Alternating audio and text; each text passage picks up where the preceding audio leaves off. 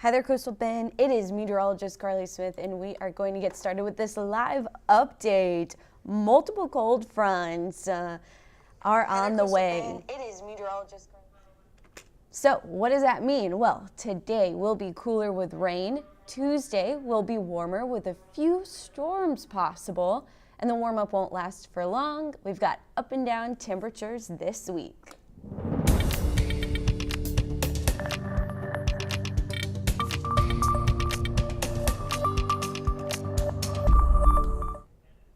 Hi there, everyone. Your current time is 10:03, and I'm Meteorologist Carly Smith. Here's a look at the temperature roller coaster ride. That's right, roller coaster. We go up, we go down, we go up, we go down a lot this week. Another phrase is, wait 5 minutes and the weather will change. That might actually be true this week. Last week, that wasn't really the case unless you were talking about the fog, but really, we were so repetitive last week. It was kind of boring, but this week we've got lots of changes, a lot to talk about, and there's really more going on than just the cold fronts.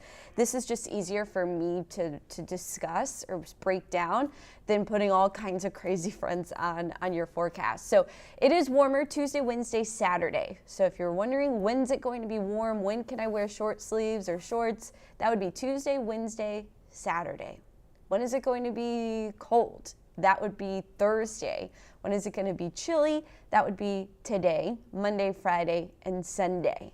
I hope that breaks down some of it. We've also got a great article written up on KIITV.com. You click on the weather tab, you click forecast, and that brings up everything that we've written. I broke it down day by day this time since every day is a little bit different. But what you see here is essentially the cold front moving through. So let me see if I can pull up one of those little pointer arrows. Yeah, so watch this. We have the cold front going woo all the way down, and that's not really thunderstorms. That's rain showers developing right after the front passes. So you'll see them passing through just like the arrow is. It's moving kind of fast on this loop, this 3-hour loop of radar. But yeah, scattered showers, they're still going to be in the area, not quite as many.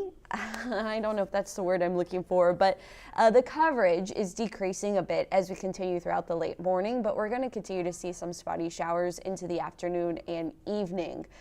Now that the cold front is passed, we are 11 degrees colder than the same time yesterday in Corpus Christi, but Beeville is now 16 degrees cooler. It's 58 degrees in Beeville right now. Mathis is 60. Good morning, Justin De La Garza. Thank you so much for watching.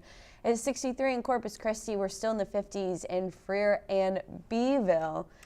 And here's where that front is. So it's stalling. It's going to just kind of slowly come to a stop just to our south. I don't think the valley is going to see the cold front pass through. It's going to lift back north with that next storm system moving into New Mexico, passing over the Rocky Mountains. That's going to start to bring the energy back to the north. We also have, it's kind of a tricky forecast because at the same time, we have moisture coming out of the Pacific like this. So that's essentially helping create that overrunning pattern. I need to find that graphic, but that overrunning pattern where we have the colder air coming in at the surface, but this really warm and humid air going up and over that cold air. And so that's going to continue to be the case pretty much every single day this week. Well, for the first half of the week. Thanks, Tasha, but for the first half of the week. So we're going to stay kind of muggy. We're going to keep the chance for a spotty shower. And that's why also you're going to see more of the showers when we take a look at Futurecast, kind of hanging out in the northeast Texas and areas through kind of the central Mississippi River Valley. So that would be Arkansas, then into Tennessee, Kentucky. A lot of the rain is going to be concentrated there because of this Pacific moisture stream. And I didn't get into the best details of that during the morning show because I only have so much time, but we're not in the direct flow of the Pacific moisture. So our rainfall isn't a guarantee, but once this front starts lifting north, we are going to be in the flow of moisture coming out of the Gulf of Mexico that will be fueling any thunderstorms up this way. So there will be a chance for a thunderstorm more so tomorrow, I think. Here's a look right now on our live camera outside of our KIII studios this morning. It's a muggy day, drizzle likely going to continue. Here's that front on our futurecast. So you will see those spotty showers continuing, but they kind of shift a little bit more south. I think this particular model overdoing it a little bit for today. They shift further south, closer to where the front is. Once the front starts lifting north, we lose daytime heating. So we lose the energy of the sun. So I don't think we're going to see quite as much activity as the stationary front starts to lift back north again as that warm front. But yeah, there's a chance of rain. Then watch what happens on Tuesday. So Tuesday we start off warmer. We're back in the upper 60s, low 70s. I think Tuesday's the day if we see thunderstorms. I think it will be on Tuesday, as we have more warm, unstable air flowing in off of the Gulf. So Tuesday, though, isolated, very isolated. While there's a chance of storms, it will be isolated. As we head into Tuesday evening, we start to see less rain, but it's still really mild and muggy on Tuesday. By the way, I don't know if I have the graphic in this rundown. By the way, once we see the return of the southeast wind, so once that front starts lifting back to the north, what we're going to notice is the sea fog returning. So this evening and into Tuesday morning, expect some sea fog and even some drizzle, but a better chance of thunderstorms Tuesday afternoon. But yeah, the sea fog is going to make a comeback. So it's kind of nice that we're not dealing with quite as much, but it is still really muggy and dreary outside. That's going to be the case all day long. So let's talk wind. The wind plays a big role in our up and down roller coaster ride. So we've got northeast winds today, so we're cooler. We're not in the 80s. We're not super duper above normal. We're just about normal. Southeast winds are back on Tuesday. They pick up in the afternoon. We'll have a stronger wind up to 25 miles an hour. That's going to boost our temperatures. Southwest winds are a little drier. They're coming out of the southwest. That's really going to boost our temperatures. Inland locations could be nearing 90 degrees on Wednesday. Thursday, northeast winds. So that's going to drop our temperatures. We keep northeast winds on Friday, but we see the return of southwest winds, so that could really boost our temperature on Saturday before we see another shift, northeast winds there on Sunday. So the next two cold fronts, we had a cold front pass through this morning. The next two cold fronts will be Wednesday into Thursday and Saturday into Sunday. We'll talk about the exact timing more so tomorrow, and then again Friday for each perspective front. On the muggy meter, you'll see the mugginess falling, so we'll be back in the dry level on Thursday. We'll be much drier on Sunday. And temperatures are going to react to the dryness as well. So I drew the stationary front on this map. Temperature is not changing much between today or this afternoon and tonight. We're going to stay right there around 70, upper 60s. We get to 80 Tuesday, 82 Wednesday. We could be hotter on Wednesday. I will not be shocked if we're hotter than 82. Cold front blows through 51, 54. Very little change in the temperature on Thursday. Cold Friday morning, 46. That's cold for me. And then we see the warming trend again. So anytime the temperature doesn't change very much, that typically means A, if it's colder, a cold front's pulling through. If it's getting warmer Friday into Saturday morning, that's the warm front pushing north. So 80 degrees, could be even hotter if we get the westerly component on Saturday. Then we're cold again and we're drier. Sunday morning actually could trend colder since we are clearing out the cloud coverage by Sunday. I hope that makes sense. We'll break it down in Futurecast. How's the weather looking to drive to McAllen, Texas on Friday morning? Daniela, this is going to be when you need to watch. So watch now if you're still on here. Will it be cold enough to bundle up? Yes. The two perspective mornings. So Thursday morning, Friday morning, and then Sunday morning, bundle up. Not necessarily wind chill, a huge factor. You're not necessarily going to get frostbite or anything, but I mean, it's going to be cold. So this is Futurecast. This is the Texas look. So this is our stationary boundary. Well, here's our first wave of energy coming out of the southwest. You see that actually up ahead of the warm front because of that flow coming out of the Pacific. So our warm front's a little south, but it's going to lift north. That low pressure that's kind of helping pull that moisture out of the Pacific taps into our stationary boundary, intensifies the rainfall to our east. We miss out on the bulk of the rain, but on Tuesday, there is a chance we see a few thunderstorms. Tuesday night could get some thunderstorms, some heavy rainfall potentially. If this model plays out, this will be great for our watershed. Or great, that's a little aggressive.